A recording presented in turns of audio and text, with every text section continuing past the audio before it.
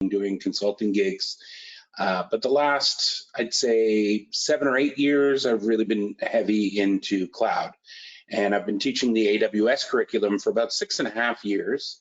So I have a pretty good breadth of knowledge on AWS, and especially around the courses that AWS builds and gives out to authorized training companies to deliver. And that's typically what we're delivering. And maybe we'll talk at the end of the session about some of the courses if you are interested in going down that route. But we're going to have this agenda where we start off assuming you don't know a lot about cloud or AWS, and we'll do some basic definitions and understand why are people moving to the cloud? What are the big benefits? And then we'll start delving into the main foundational services in AWS, get an idea of what are the main services everybody uses. We're going to see that there are a lot of AWS services, but you can't be expected to know over 170 different services, nor would you ever need to. Right? Along the way, I hope to show you a little bit of a demo, maybe just launch a web server or something like that on a virtual machine. And then, like I said, we'll end with where to learn more, how to learn more, and we'll take questions along the way. If you want to put them in the questions box, that's great. Or at the end, there should be lots of time for some questions as well. I'm going to lose my video here just so that the slides are large for you. And we're going to jump right into, I've hidden webcams, but I'm still sharing my webcam. Oh, okay. There, now I've gotten rid of it. So let's jump right into the first section, which is really, what is cloud and why do we want it? Right? There are a lot of definitions of cloud computing out there. So, probably the most standard one I've seen is this one from the NIST. It's basically this idea that we want to be able to get IT resources in an on-demand way from a shared pool that's not run by me. Traditionally we've had our own data centers and we've had to have, physical buildings or maybe rent cage space from a company that runs data centers. But then we have to have the personnel that know how to, purchase and plug in and maintain the physical machinery, right? And instead of that, we're going to go to a large company like Amazon, and we're going to say, well, we know that they're good at building and scaling and securing data centers. So we're going to let them do that part.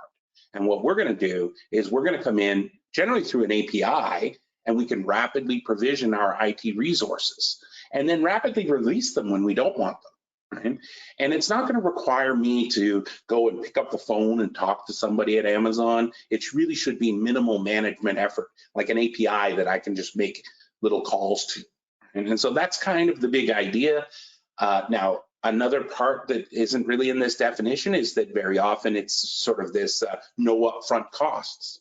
So I only pay for the things that I use.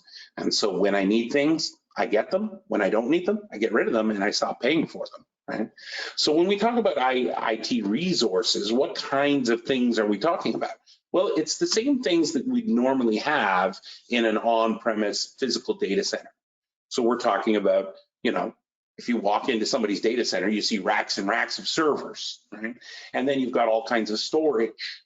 And then there's different things that you're running on those servers. Could be databases, could be other applications, right? And then there's the ways in which we deploy and manage these things. So all of that, we're going to see that there is sort of a, not exactly a one-to-one, but pretty close to all the things we do in a physical data center, we're going to do in the cloud as well. But there's some really nice benefits of the cloud. And so what are they? Well, if we look at physical data centers, typically you start with a big initial purchase of a bunch of physical machines, right? And it's up to somebody to kind of look into the crystal ball and estimate how much capacity do I think we're going to need this year, or maybe even for the next few years, and then say, well, when we're at our busiest, we need this much machines, right? So let's go buy that many right now, and we'll plug them in, and we'll they'll be heating up our data center and everything all the time. And then we have to patch those machines. We have to fix them. At some point, the vendor says, we're no longer going to support these. So now you have to go buy more machines. And that's really kind of out of your control. That's on their timeline. In the cloud, we don't do this. In the cloud, there's no upfront investment. We just say, hey, right now I need X number of virtual machines, and you bring them up, and when you don't need them anymore, you turn them off, right? And so you don't have to worry about the physical machines, managing them, upgrading them, all of that kind of thing. It's really the virtual machines that you're dealing with. And so this isn't sort of a new idea. I mean, if you look at the history of how people ran data centers, you know, in the very late 90s into the early 2000s, that's when VMware became popular and really changed how people run data centers. Before that, if you wanted, say, 5 web servers, you went and purchased 5 physical machines, and you would run them all the time, and chances of them all running at a high utilization at any given time, pretty low, right? And so what changed when VMware came out and popularized virtualization is people in their data centers, they would buy fewer but larger machines, and then you could stack a bunch of virtual machines inside of them. Right? And if you think about it, public cloud is just taking that idea even further and saying, why does every one of our companies have to have their own data centers? Why don't we trust somebody who's good at building and scaling and securing data centers? And so this is really the big idea of the public cloud, right? Now, when it comes to things like, the big benefit here is we're probably trading a huge capital expenditure in either buying land or leasing land and building a data center, instead for a monthly operating system, a monthly operating expense. And so even if you weren't going to save money, for a lot of like CFOs, that's a very attractive idea of trading CapEx for OpEx. Now, once you start getting into what are the services Amazon provides beyond just, giving me virtual machines, there's lots of nice, what we might call managed services, where you don't even have to have so many people that are good at Windows administration or Linux administration, things like that. And so instead of doing a lot of system administration, you can say, well, we can rely on Amazon to do more than just take care of my physical data center. They can take care of my virtual machines and the operating system on them and the file system. And then I can really start to focus on innovation, right? That idea that we stop spending time and money on the things that are not my core business, right? Why does every company have to have a whole bunch of Linux administration expertise? Maybe we don't, right? Now, where things really get interesting is, like I said, the capacity planning. In a physical data center, you kind of have to have some pretty good idea of how much capacity are we going to need and do planning and then procure all those machines and set them up. Instead, in the cloud, it's very flexible. We can add and remove things whenever we need to, and we can do it very quickly. Right? And what this does is it says, you can try things out, and if it doesn't work, well, you shut it off. And what'd you pay? Pennies per hour while you tried it out? When that cost of failure gets really low, what it means is that in the cloud, you're really enabling your builders to go and say, hey, let's try something out, right? The cost of failure is low. We thought that this thing was going to be really CPU intensive. In the old days, you would buy machines with lots of CPU. And then in practice, you find out, oh, actually, it's kind of a memory hog. Can we add more memory? In the cloud, you just say, well, let's turn those off and launch things that have more memory. Right. So when the cost of failure is low, it generates this sort of culture of innovation where people say, hey, I can try things out, and there aren't huge consequences if we're wrong. Right?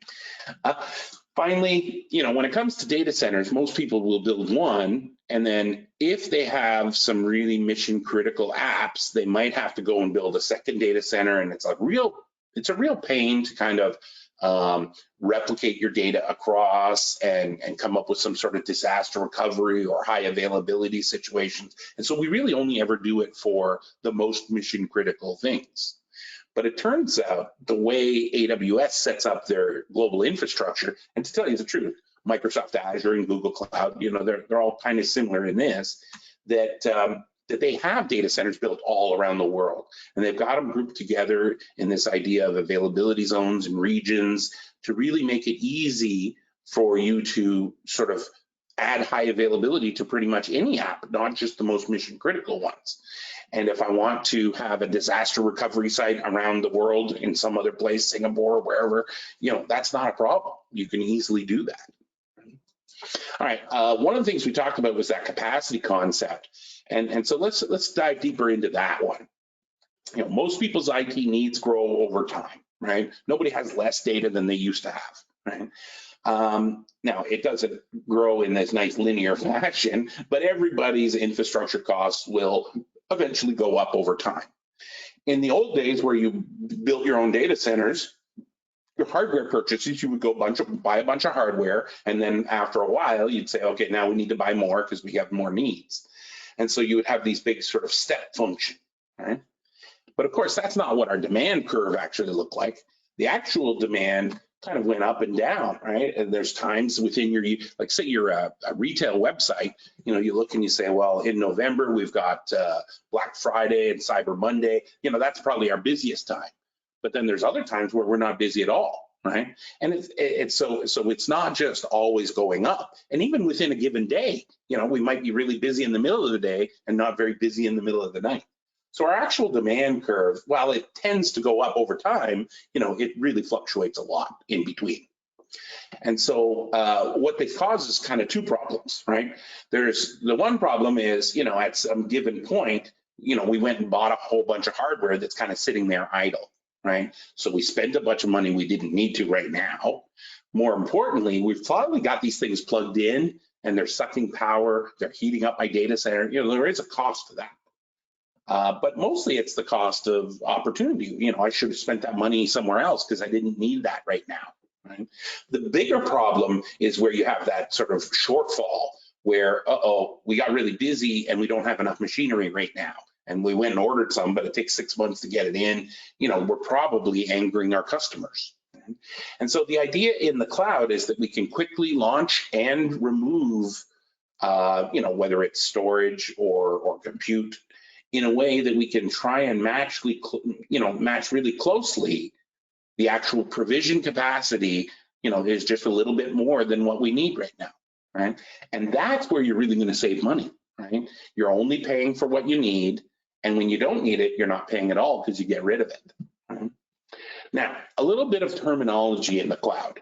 You probably have heard these terms before: infrastructure as a service, platform as a service, maybe software as a service.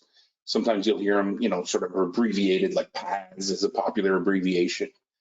Really what it comes down to is, whose responsibility is it to manage different portions of the stack, right? If you're in an on-prem data center, you're in charge of everything, right? If you took an example of, say, a relational database, well, you need to have networking, you need to have, racks full of servers, and then you go and maintain those, and then you maybe have virtualization, and then every VM has an operating system and maybe some software you need to install, all the way up that whole stack. You manage everything, right?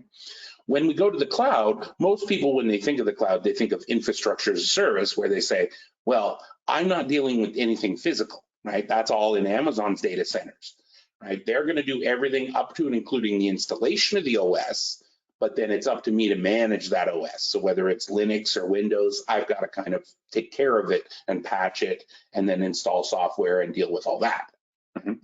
But sometimes what you'll see is that there might be a higher level platform as a service, what sometimes in Amazon they call managed services, where they say, well, not only are we going to take care of your physical machines, we'll take care of those virtual machines for you too. And we'll take care of the Linux or Windows administration kind of duties. And you'll have less of the stack to have to worry about. Okay? And so infrastructure as a service and platform as a service is normally what the cloud vendors sort of focus on. Sometimes you'll run into things like software as a service. A perfect example, that's like Salesforce.com, where, I don't have any of the infrastructure. I don't really do anything. I just go into a web page and I kind of configure how I want this thing to work. Right? The cloud vendors do have some software as a service, like Amazon has Workmail, WorkDocs. These are not very popular in Amazon, but if you look at the equivalents, Google has Gmail, and the whole G Suite. Microsoft has Office 365, so that is actually a big seller for them. But normally when people are talking about, oh, my cloud vendor, they're probably not talking about their Office 365 or Gmail or any of that kind of stuff. They're usually talking about, hey, I've got my own applications that I'm running and they live in Amazon's data centers or Google's or Microsoft's. So that's what we're going to focus on, is the infrastructure and platform as a service. So a good example of a platform as a service is, like I said, say you need to run an Oracle database, right? Instead of just getting a virtual machine and then manually installing and managing the database on there, what Amazon says is, you know what? It's the same work everybody has to do to sort of, install and configure and manage and back up an Oracle database. Maybe that's something we could do for you, right? So at the CTO, the Chief Technical Officer at Amazon.com, is this guy named Werner Vogels. He quoted this term. He called it undifferentiated heavy lifting. It's the same work everybody has to do to get like an Oracle database running. And he said, why don't we do it for you? And so what they did was they built this managed relational database called RDS, Relational Database Service. And so they said, well, there's a lot of different database vendors out there, relational databases, but let's take the two most popular open source and the two most popular commercial databases. So that's Oracle and Microsoft SQL Server, MySQL, and Postgres. Those are the four they started with. Then they added MariaDB, which is sort of, kind of a port of MySQL.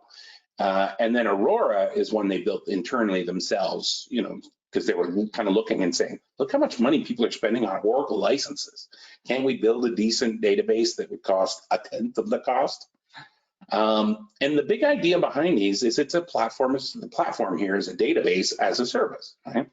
And so in the end, you're no longer the DBA. The basic mundane DBA tasks are done by basically a brainless algorithm at Amazon.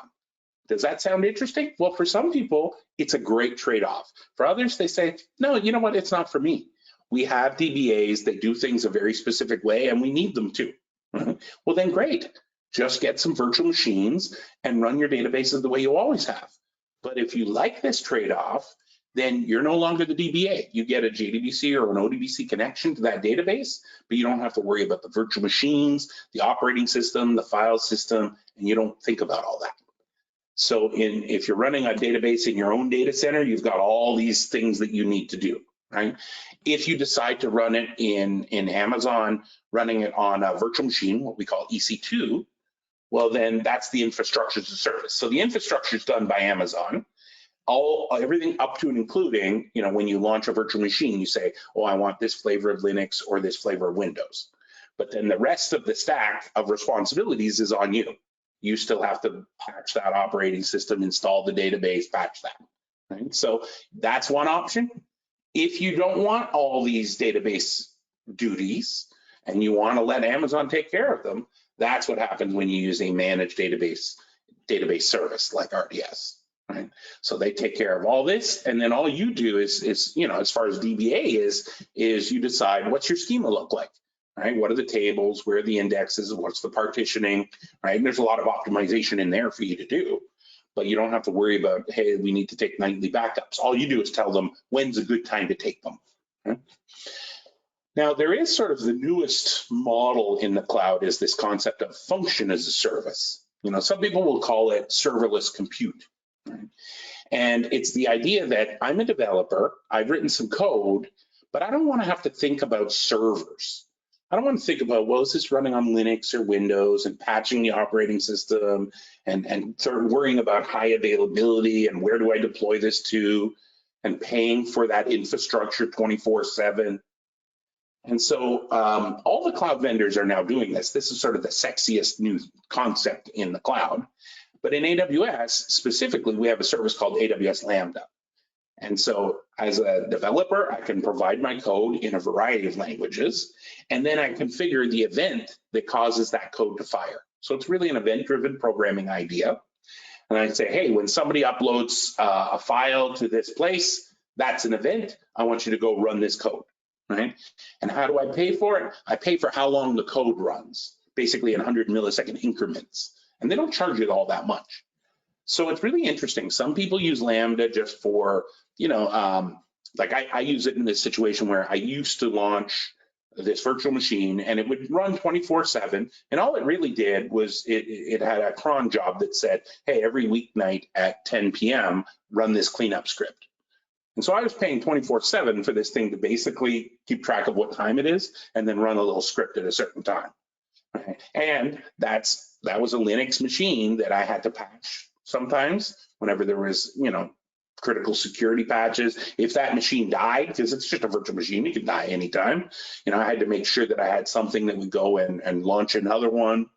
When I switch this up to Lambda, the event is, I can set up a cron schedule and say, hey, every weeknight at 10 p.m., go run this script, and I pay in 100 millisecond increments. Now, there are some limits on how big a Lambda function can be and how long it can run. It can only run up to 15 minutes, right? So you might have to break up a large kind of process into a series of Lambda functions, but that's sort of the idea. And so we call this serverless compute. And if you really embrace it, if you've got a relational database in the background or a NoSQL database that's a managed database, and you put some sort of web front end in front of it, you can get to the point where, a lot of people, this is their goal in the cloud, is they're going to go completely serverless. And you look at, here's the web tier, then the business logic's in Lambda, then we've got some sort of a data storage that's a managed service. And you look and you say, where is the Linux or Windows administration here? There's none, So that's very attractive. Now, that's probably enough of the terminology, other than maybe we need to understand a little bit of the global infrastructure. It basically starts with data centers, right? And when Amazon builds data centers, it usually builds not just one, it sometimes builds one, but usually there's a cluster of a few right beside each other, right? Close enough together that they look like one data center, right? And then what they'll do is they'll go and they'll say, a few miles away, we'll build another cluster of data centers, right? So it's a few miles away, could be 5, 10 miles. They don't put an actual number on how far they are. They don't advertise that. But the idea is that they're close enough together that they can have very high throughput and low latency links between them, right? Because we're going to end up replicating data from one cluster of data centers to another, right? But far enough apart that if somebody did some local disaster, like the classic data center problem is somebody's digging next door with a backhoe and they pull out all your cables or whatever, right? That should affect maybe one data center or the cluster of data centers, but it's not going to affect the cluster of data centers a few miles away. Right? Now, these clusters of data centers we call availability zones, or AZs. So for the rest of this, if I say something about an AZ, think cluster of data centers. And so when we have 2 or more of these in one geographic region, we call it a region. So currently, AWS has 24 regions around the world with 77 AZs within them. Now, if I go and click on that link, we can see the current numbers. I didn't check this morning to make sure 24, 77. Okay, good. And actually on this site, there's a nice handy tool for sort of kind of looking at what the global infrastructure looks like. So you can actually see their network. Amazon has lines across the Atlantic and everywhere. And so here you'll see in North America, we have 7 regions, 6 in the US and 1 in Canada. Right? Now, there are a couple special regions. So this one, GovCloud West and GovCloud East. For those ones, you don't get to use those right out of the box. You have to fill out a form saying, who you are, and they do a background check to make sure you're either a US citizen or a green card holder. Because the idea is they don't want foreign nationals running things in GovCloud. And GovCloud is just sort of special in that it doesn't have all the AWS services. It's only the services that have been heavily vetted to make sure that you can get things like FedRAMP and, more importantly, ITAR compliance. So if you're doing anything with Department of Defense, that's what you're going to end up where you're going to running things. But otherwise, you've got a lot of choices of where do you want to run stuff. There's 2 other ones that are a little like GovCloud, which is the 2 regions in China. You have to fill out a form saying why you're doing business in China to get access to those. But that's 4 out of 20. The rest of the 20 regions you can use right out of the box, and you can launch things wherever you want. Now, there are some price differences between one region and another. In North America, the prices are almost all the same. Northern California is a little more expensive. You can imagine that running a data center in, say, Palo Alto is a lot more expensive than running it in the middle of nowhere in Oregon, right? You know, electricity costs are different, labor costs are different, real estate costs are different. Right? But not every region has every service. But mostly what people will do is they'll pick a region based on latency, right? If all of my customers are in Asia, I'm not going to run my website out of Northern Virginia, you know. Now, we're going to see that we can run things in multiple regions if we want, and maybe use a DNS solution to say people from this side of the world will get directed to Northern Virginia. People from this side of the world will get directed to, I don't know, Osaka, Japan, or whatever. And so that's a little bit of the idea of the global infrastructure. All right. So getting started, well, let's talk about some of the services. Now, when you first sign up for AWS, you have to have a valid credit card and an email address, and then give them a password. And that will let you log in to the AWS Management Console. And right away, what you'll see is a huge list of services. It's quite a long list. There's over 170 services in this list. I can only imagine starting today how daunting that is. It wasn't like that. When I first got involved in AWS, probably about 10 years ago, the first time I looked in the Management Console, there was about 8 services in that list. And it was easy enough to learn all of AWS. Now there's so many services that I don't really know much about at all. And that's fine, you don't need to know them. There's a lot of really niche services. Like look at this one, ground station, communicate with satellites. I'm not doing that in my job. I'm never gonna use that, you know? So there's lots of services you don't need to know about, but there are a few services that are sort of fundamental ones that everybody uses. And you know, if you think about it, at its root, what do I need from cloud computing? I need access to compute. So I need servers or serverless compute. We talked about Lambda. Then I need maybe some virtual networking, right? And some storage, right? So that's our real basics. And then of course I need some security stuff around it. So let's just kind of walk through some of these foundational services. So let's start with compute. Our most fundamental service in AWS is called EC2. What's it stand for? Elastic Compute Cloud. Does that help? Not really. Just think virtual machines, because that's what they are. And in fact, if you look at Amazon's closest competitors, that's Microsoft Azure and Google Cloud, they actually call them VMs, which is sort of refreshing because that's everybody sort of understands what a virtual machine is. Well, most people in IT do. And you know, so here's sort of the idea is that I can say, hey, I want a virtual machine that's got this much CPU and this much RAM, you know, and then the price of that is whatever it is, 10 cents an hour, 2 cents an hour, you know, $4 an hour. It depends how big a virtual machine you need, right? And so you can launch them. They take a few minutes to launch. When you launch them, you're going to pick, you know, sort of the template that they come from, which is basically what software will be installed. At the very bare minimum, you have to have either some flavor of Linux or Windows as an OS. But you could build your own images that have all kinds of software installed. So that's how most people deal with that infrastructure as a service, right? The other end of the spectrum is Lambda, which is that idea that as a developer, I provide code, I configure the event, and I don't think at all about servers, right? In between, you've got kind of the idea, which has become very popular these days, of containers. So you may have heard of Docker. Docker's not the only container out there. There's lots more now, but that idea that I need to run a bunch of Docker containers somewhere and trying to orchestrate and build a little bit of the infrastructure on which that runs. We have something called ECS, which is the Elastic Container Service, which was Amazon's sort of idea of, hey, let's build a managed container orchestration tool. Now, the problem was all of a sudden the industry kind of looked and said, well, we've already got Kubernetes and we really like it. So it became sort of the de facto standard. So Amazon went and built a new service called EKS, which is, I guess, Elastic Kubernetes Service.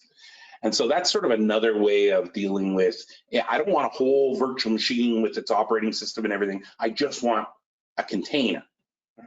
So if you don't know much about containers, you know, don't worry about it. Okay? Now, if we are going to launch virtual machines, we're going to launch them into some sort of a network. right? Now, in your on-prem data center, you've probably got routers and switches and all kinds of hardware that does networking. And certainly, if you were able to go into Amazon's data centers, you would see all that same stuff. But that's not what they expose to us. Everything they do in the cloud is software-defined networking. Right? And so our main service here is called VPC, Virtual Private Cloud, where they say, hey, you're allowed to build your own sort of slice of Amazon's network where you're completely in charge of all the IP addressing schemes and everything else. Now, if you're not a network engineer, this sort of says, well, okay, that sounds great.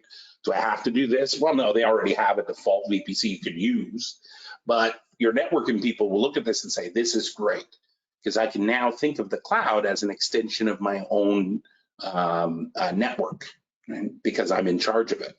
Another sort of element of networking is sometimes comes down to load balancing. And again, we can't use a hardware load balancer. We can use a software load balancer and launch it on a virtual machine, whatever software load balancer we want.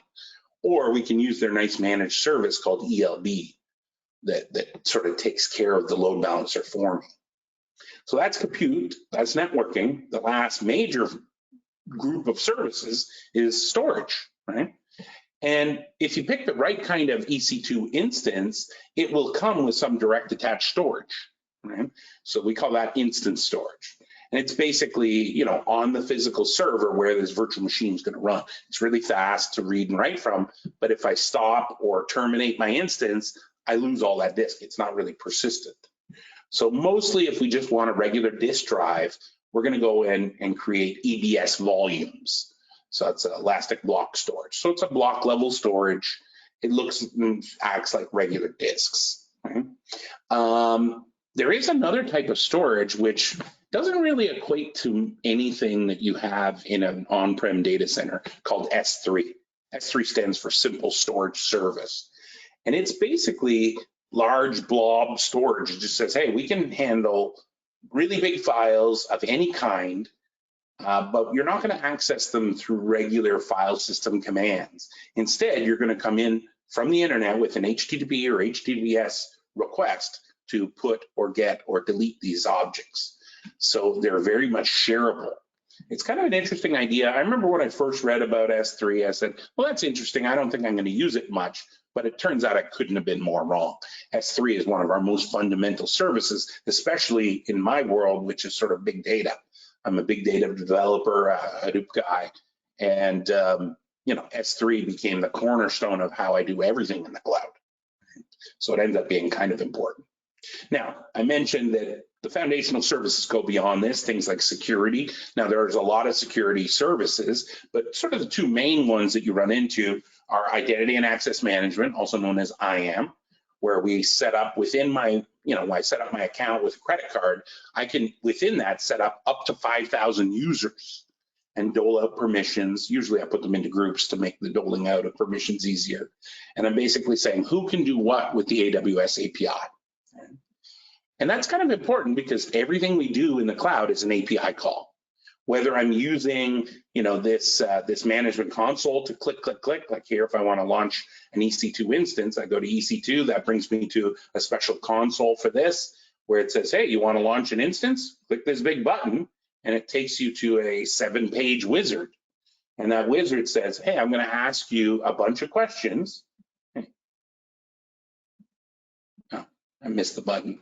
It's going to ask you a bunch of questions across 7 screens that end up in the end with them launching that virtual machine for me, right? So I'll come back and show you this in a second. Now, everything we do in the management console, that's great. You can click in a web browser. But what if I wanted to build a script out of this and run it at a certain time in the middle of the night?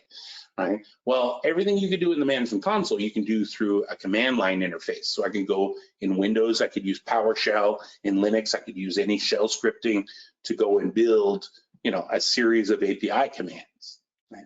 And even programmatically, if I'm a Java developer or Python or C++ or C# or whatever, we've got in about a dozen different languages an SDK, a standard development kit, that allows you to make those same API calls programmatically in a way that's friendly in whatever language, right? So that's the idea behind IAM, setting up who can do what with that API. Whether it's setting up a network, launching a virtual machine, maybe talking to my NoSQL database, everything we do is an API call. Now, one of the things we have to deal with is encryption, right? Typically, if we're moving data around, we do it over SSL. That sort of takes care of encryption in transit. But what about at rest?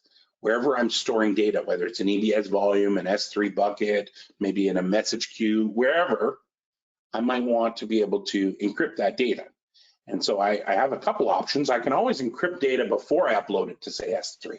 Right? So in my own infrastructure, I'll generate some keys for encryption. I'll encrypt my data, and then I'll give it to Amazon already encrypted, which just means I have to be able to go find that key whenever I want to go and grab that file and use it again. More interesting is if I can do server-side encryption, right? where there's some keys that are managed by Amazon, and they use that to encrypt the data when they store it and decrypt it when they get it back. But I need to be able to do it in a way that will help with my compliance. Right? Whatever compliance body, if you're in healthcare, you got HIPAA compliance. If you're dealing with payment card, you got PCI DSS compliance. All these compliance bodies say, hey, you need to encrypt data when it's stored, and I want to see when are you creating keys, when are you rotating the keys for encryption, and I want to see an audit trail of who's using those keys. And KMS can provide all that. So it's pretty good. Then there's things like databases, and kind of ran through RDS already, which is sort of a platform as a service for relational databases.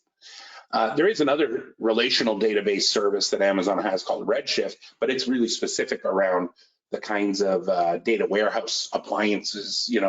Redshift is a managed data warehouse service. Then we've got all kinds of NoSQL databases. DynamoDB is probably the most popular one, but there are many others. If you want a graph database, if you want a document database, there's lots of different options there. And so that's how we start to see so many services popping up, is really when it comes to platform as a service. They find all kinds of platforms that people want to do. All right, so that's kind of an overview of some of the services. Just to finish off, talk a little bit about where to learn more.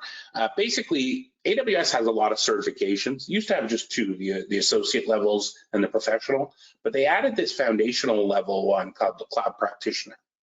Cloud Practitioner is well within reach of anybody who's not even non-technical. They can you can kind of study up for it. You can take a one-day class. That'll help you get ready for it. But the associate ones are usually the entry point for people who are more technical, either whether you're an architect or an administrator or a developer. You usually go in. And these certifications, each one of them has like a 3-day class. While it doesn't map one-to-one exactly, it's the best way to prepare for those certifications. Now, one thing I would say is a lot of people look and they say, I'm a developer, I should definitely take the developer track. I would warn that the architecture track is by far the most popular, because the developer, both the course and the certification, really just focus on the services that are interesting programmatically, and how would I use the SDK to talk to those. Whereas the architect does the best job of overview of what are all the services. It's really teaching the architecture of AWS. All the certifications are done through multiple choice certification exams. You can now do them online through Pearson VUE. So, if you got a webcam and a decent internet connection. There are other advanced certifications called the specialty ones. Most of these certifications have a course that maps pretty closely. Right? And you don't have to take the courses to try the exams, but we really believe that that's the best way to study for them. So here's some of the courses that you might be interested in. Most people start with a one-day class. If you're coming in pretty cold, you've never used AWS before, the Cloud Practitioner Essentials is good, even if you're non-technical. It doesn't expect you to have a lot of IT knowledge, but it gets you, sort of familiar with the terminology and everything, and also a good way to prep for that foundation exam. If you're more technical and you're going to go on to further courses, then the Tech Essentials gets you more hands-on right away. And so that's sort of the prereq before any of the three sort of associate level, architecting, sysops, or developing. And like I mentioned, the architecting is by far the most popular. Then we've got sort of the follow-on, right? If you do either sysops or developing, then the follow-on might be the DevOps engineering, which will prepare you for that professional certification, and the advanced architecting is the follow-on to the architecting. Now, these are 2 3-day classes. A lot of times people were sort of asking, hey, I need all of that in 1 week. Can you jam that 6 days into 5?